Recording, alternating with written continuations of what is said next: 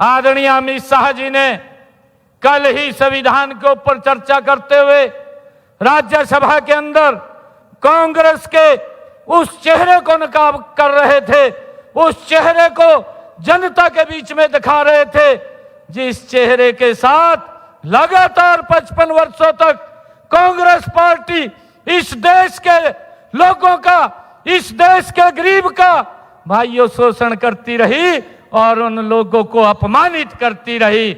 भाइयों उसका वो पर्दाफाश कर रहे थे। और उन्होंने जब कांग्रेस का वो कार्यकाल था और कांग्रेस ने डॉक्टर भीमराव अंबेडकर जी भाइयों जिसको अपमानित करने का काम ये कांग्रेस के पीढ़ियों ने किया है, जवाहरलाल नेहरू से लेकर के इंदिरा गांधी से लेकर के राजीव गांधी और फिर उनका जो भाइयों एक प्रधानमंत्री बना और जिसको चलाने का काम ये सोनिया गांधी और राहुल गांधी करते थे, उसको ये अधिकार भी नहीं था कि अपनी तरफ से वो कोई एक शब्द भी बोल दे। भाइयों वो भी उसको पूछ करके बोलना पड़ता था। जिन लोगों ने डॉक्टर भीमराव अंबेडकर जी को अपने कार्यकाल के अंदर अपमानित करने का काम किया है और भाइयों जिन लोगों ने उसको इलेक्शन में हरवाने का भी काम किया है।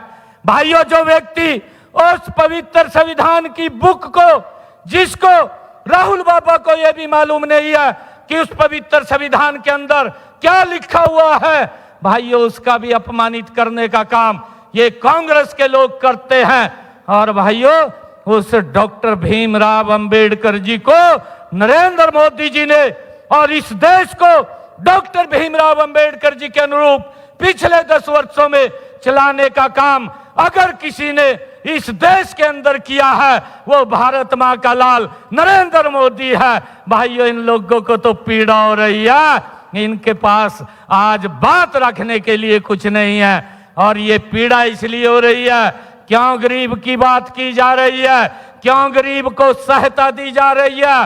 भाइयों पूरी कांग्रेस का पेट खराब होया पड़ा। भाइयों उनको तो सांस भी नहीं आ रहा और जब कोई इस प्रकार की बात उनको लगती है तो भाइयों इस प्रकार से खड़े हो जाते हैं कि ये सबसे बड़े देशभक्त हैं। भाइयों इनकी देशभक्ति तो कहां नजर आती है। ये कांग्रेस के लोग जिन्होंने उस पवित्र संविधान का अपमान करने का काम किया, धारा 370 ये कांग्रेस की ही देन है। जो धारा 370 जम्मू कश्मीर के अंदर लगाई गई थी और भाइयों हमें परमिट लेकर के जम्मू कश्मीर के अंदर जाना पड़ता था, ये कांग्रेस की ही देन थी। परंतु भाइयों डॉक्टर श्यामा प्रसाद मुखर्जी ने उस परमिट प्रथा को समाप्त किया, उसका विरोध किया। इस भारत मां के लाल नरेंद्र मोदी ने उस धारा 370 को समाप्त करके डॉक्टर भीमराव अंबेडकर जी के उस पवित्र संविधान का सम्मान करने का काम अगर किसी ने किया तो नरेंद्र मोदी जी है भाइयों।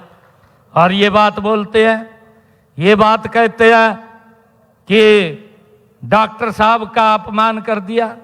अरे राहुल बाबा तुझे अधिकार नहीं है, कांग्रेस के लोगों को अधिकार नहीं है कि वो डॉक्टर भीमराव अंबेडकर जी के ऊपर ऐसा पवित्र व्यक्ति जिसका पूरा जीवन भाइयों उसने इस देश के पवित्र संविधान को देने के लिए दिया है, आप लोगों को अधिकार नहीं है कि उसके ऊपर कोई एक शब्द कह सके। भाइयों डॉक्टर भीमराव अंबेडकर जी ने जो ये पवित्र संविधान दिया है, हमारी सरकार ने भाइयों उन गरीब लोगों को वो अधिकार अगर नरेंद्र मोदी जी ने दिया है कि उनको 5 लाख रुपए का आयुष्मान कार्ड दे करके डॉक्टर भीमराव अंबेडकर जी के उन सपनों को पूरा करने का काम ये नरेंद्र मोदी जी ने किया है। भाइयों उसको चिंता नहीं है, इलाज के लिए ये सम्मान ये नरेंद्र मोदी जी ने दिया है। भाइयों वो अपने कार्यकाल को भी बताएं, 55 साल तक इस देश के ऊपर शासन किया है। 55 सालों में कितने आवास बना करके दिए हैं ये राहुल बाबा प्रेस कॉन्फ्रेंस करके दिल्ली में देश के लोगों को बताने का काम कर। हमारी 10 साल की कार्यकाल के अंदर 4 करोड़ मकान बना करके प्रधानमंत्री आवास योजना के तहत डॉक्टर भीमराव अंबेडकर जी के उस सपने को पूरा करने का काम ये नरेंद्र मोदी जी ने किया है। भाइयों, भारतीय जनता पार्टी की सरकार ने किया है।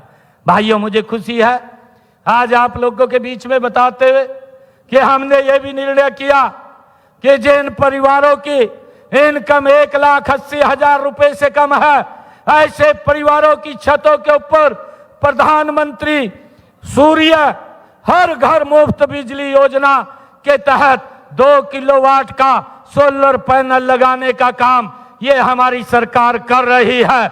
और अभी तक हमने 1 लाख परिवारों की छतों के ऊपर ये सोलर पैनल लगेंगे और हमने लगभग 6,000 साढ़े 6,000 घरों की छतों के ऊपर ये बहुत कम समय के अंदर लगे सोलर पैनल 2 किलोवाट का लगवाने का काम ये हमारी सरकार ने किया है और गति से कर रहे हैं। भाइयों, लोगों का बिजली का बिल फ्री हो जाएगा।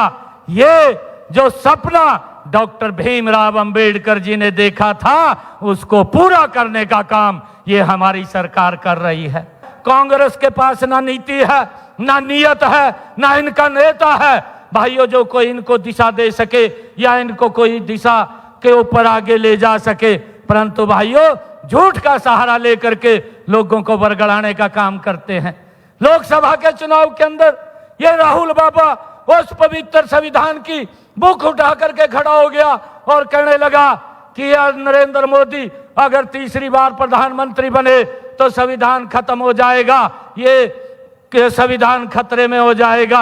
अरे राहुल बाबा, संविधान को कोई खतरा नहीं है। अगर खतरा किसी को है तो कांग्रेस पार्टी को खतरा है।